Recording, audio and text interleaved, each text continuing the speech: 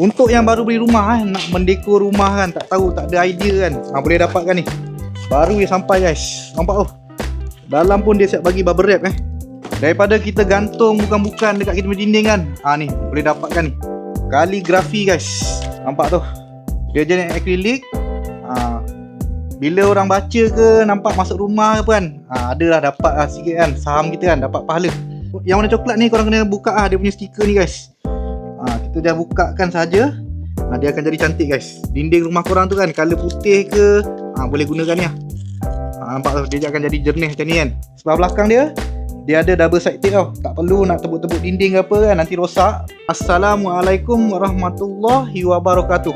Okey, macam ni dia jenis besi guys. Yang ni Assalamualaikum. Aku akan letak kat sini. Yang bismillah ni aku akan letak kena rumah. Memang cantik Dia jenis cat guys. Bila kotor ke berabuk boleh lap. Dia tak akan merosakkan korang punya kaligrafinya. Assalamualaikum warahmatullahi wabarakatuh. Harga murah. Boleh tekan link kat bawah.